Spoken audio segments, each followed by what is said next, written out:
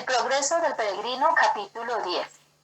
Cristiano sufre muchas aflicciones en el valle de sombra de muerte, pero habiéndole enseñado la experiencia a ser vigilante, anda siempre con la espada desnuda en la mano, ejercitándose en la práctica de la oración, y de esta manera pasa con seguridad y sin experimentar daño alguno. Cuando apenas se había acercado al borde de la sombra de muerte, se encontró con dos hombres que volvían a toda prisa.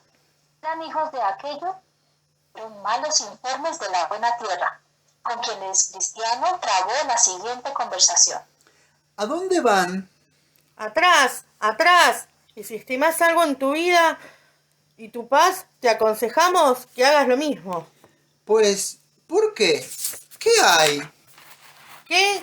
Nos dirigimos por este mismo camino que tú llevas, y habiendo avanzado ya hasta donde nos atrevimos, apenas hemos podido volver, porque si hubiésemos dado unos pasos de más, no estaríamos aquí para darte estas noticias. Pero, ¿qué es lo que habéis encontrado? Casi estábamos ya en el valle de sombra y de muerte, cuando felizmente extendimos nuestra vista hacia adelante de nosotros y descubrimos el peligro antes de llegar. Pero, ¿qué habéis visto? Hemos visto el valle mismo, que es tan negro como la pez, una sustancia resinosa, ólida, que se obtiene echando el agua fría, el residuo que deja de trementina, después de sacarle el agua ras. Hemos visto allá los fantasmas, sátiros, dragones del abismo. Hemos oído también en ese valle un continuo aullar y gritar como de gente sumida en una miseria indecible, que allí sufren agobiados bajo el peso de aflicciones y cadenas. Y sobre todo en este valle también se extienden las horrendas nubes sobre la confusión. La muerte también cierne sus alas constantemente sobre él. En una palabra, allá todo es horrible y todo está en un espantoso desorden. Lo que decís no me demuestra sino que este es el camino que debo seguir hacia el deseado puerto. Sea en buena hora, pero nosotros no queremos seguir este. Y con esto se separaron, y Cristiano siguió su camino, pero siempre con la espada desnuda en la mano por temor de ser acometido. Entonces me di con vista todo lo largo de este valle, y vi a la derecha del camino un pozo profundísimo, que es a donde unos ciegos han guiado a otros ciegos durante todo el siglo, habiendo todos percibido en él miserablemente. Por la izquierda vi un charco peligrosísimo, en el cual, aun siendo bueno el que tiene la desgracia de caer, no haya fondo para sus pies. En él cayó el rey David una vez e indudablemente se hubiera ahogado si no le hubiera sacado el que es poderoso para hacerlo. La senda era también excesivamente estrecha, viéndose por lo mismo el bueno de Cristiano en muy grande apuro, porque en la oscuridad sí procuraba apartarse del foso por un lado, se exponía a caer en el charco por el otro. Si trataba de evitar el charco, a no tener sumo cuidado, estaba a punto de caer en el foso. De esta manera marchaba, lanzando amargos suspiros, porque sobre los peligros ya mencionados, el camino por aquí estaba tan oscuro que muchas veces al levantar su pie para dar un paso, no sabía dónde ni sobre qué iba a sentarlo. Como a la mitad de este valle, vi que se encontraba la boca del infierno a orillas del camino. Terrible fue entonces la situación de Cristiano, que no sabía qué hacer, pues veía salir llamas y humo con tanta abundancia, juntamente con chispas y ruidos infernales, que viendo Cristiano que andaba, que nada le servía, la espada que tanto le había valido contra Pelión, determinó envainarla y echar mano de otra arma, a saber, toda oración. Y así le oía exclamar: Libra ahora, oh Señor, mi alma. Así siguió por mucho tiempo, viéndose de vez en cuando envuelto por la llama. También oía voces tristes y gente como corriendo de una parte a otra, de manera que a lo mejor creía iba a ser desgarrado o pisoteado como el lobo en las calles. Este espectáculo horroroso y ruidos terribles le siguieron por algunas leguas. Por fin llegó a un lugar donde le pareció oír que venía hacia él una legión de enemigos. Esto le hizo detenerse y pensar seriamente qué le convendría hacer. Por una parte, le parecía mejor volver, pero por otra pensaba que si tal vez había pasado ya más de la mitad del valle, también se acordó de cómo había vencido ya muchos peligros y discurrió el peligro de volver podría ser más y mayor que el de avanzar, y se siguió así.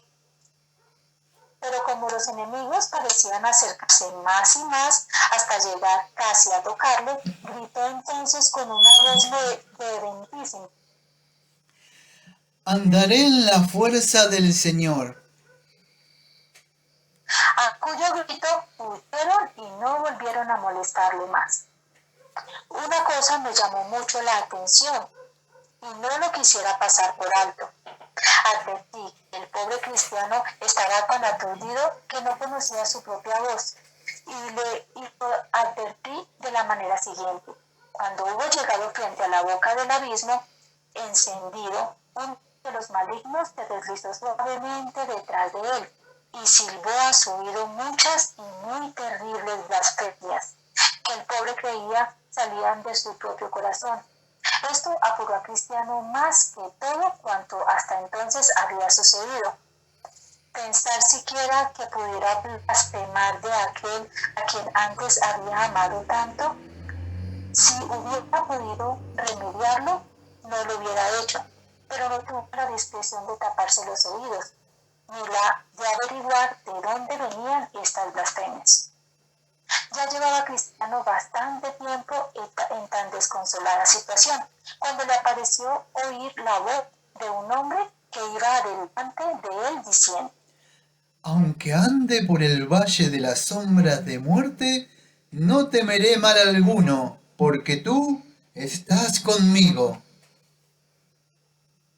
Esto le puso gozoso por muchas razones. Primero, porque infería de aquí que algunos otros que tenían a Dios estaban también en este valle. Dos, porque percibía que Dios estaba con ellos, aunque su estado era tan oscuro y triste. Y porque no también conmigo, pensó en su interior, aunque por razón del impedimento propio de este lugar no pudo percibirlo. Tres, porque esperaba, si lograba alcanzarlos, tener luego compañía. Se animó pues a seguir su marcha y dio voces al que iba delante, pero este, yéndose también solo, no sabía qué contestar. Muy pronto empezó a hallar el alba y Cristiano dijo: Él vuelve mañana a las tinieblas. Luego amaneció el día y dijo Cristiano: En mañana vuelve la sombra. venida la mañana, volvió la vista hacia atrás, no porque desease volver, sino para ver con la luz del día los peligros que había pasado durante la noche.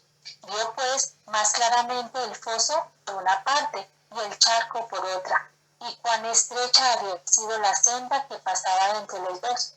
Vio también los fantasmas, los sátiros y dragones del abismo, pero todos muy lejos, porque con la luz del día nunca se acercaban, pero le eran descubiertos según está escrito. Él descubre las profundidades de las tinieblas y saca a la luz la sombra de muerte. Grande impresión sintió Cristiano al verse libre de los peligros que aquel solitario valle, pues aunque los había tenido mucho, ahora que los miraba a la luz del día, conocía mejor su gravedad. En esto se levantó el sol, y no fue pequeña merced, pues si peligrosísima había sido la primera parte del valle, la segunda, que aún le rezaba de andar, prometía hacer posible mucho más peligro, porque desde el punto que se encontraba hasta el mismo fin del valle del camino, estaba tan lleno de lazos, trampas, cepos y redes por una parte, y tan sembrado de abismos, precipicios, cavidades y barracos por otra, que si entonces hubiese sido noche, como en la primera parte del camino, y las almas las hubiera perdido todas sin remedio. Mas, por fortuna, luna acababa de levantarse el sol. Entonces dijo: hace resplandecer su candela sobre mi cabeza, a la luz de la cual yo camino en la oscuridad. Con esta luz, pues, llegó Cristiano al fin del valle, donde vi en mis sueños sangre, huesos, cenizas y cuerpo de hombres, hechos pedazos que eran cuerpos de peregrinos que en tiempos atrás habían andado en este camino. Pensaba yo sobre lo que podría haber sido causa de esto, cuando descubrí más adelante una caverna donde anteriormente vivían dos gigantes, Papá y Pagano, cuyo poder y tiranía habían causado tamaños horrores. Cristiano pasó por allí sin gran peligro, lo cual excitó mi admiración, mas después me lo he explicado fácilmente, sabiendo que Pagano ha muerto hace mucho tiempo, y en cuanto al otro, aunque vive todavía, su mucha edad y los vigorosos ataques que ha sufrido en la juventud le han puesto tan decrépito y sus coyunturas tan rígidas que ahora no puede hacer más que estar a la boca de su caverna, dirigiendo amenazas a los peregrinos cuando pasan y desesperándose porque no puede alcanzarlos. Cristiano prosiguió su viaje y a la vista del anciano sentado a la boca de la caverna le dio mucho que pensar, especialmente al oír que, no pudiendo moverse, le gritaba: No enmendaréis hasta que muchos más de vosotros seáis entregados a las llamas.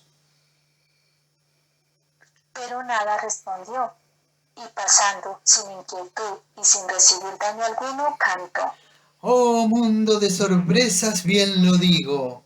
Qué maravilla verme preservado de tanto mal. Con gratitud bendigo la mano que ha mostrado su poder y bondad así conmigo. Cuántos peligros, cuántos me acercan al cruzar este valle tenebroso. Demonios mi camino rodeaban, con lazos, redes y profundo foso. Cuán fácil puede ser una caída. Mas Jesús, que a los suyos no abandona, ha guardado mi vida. Él merece el triunfo, la corona.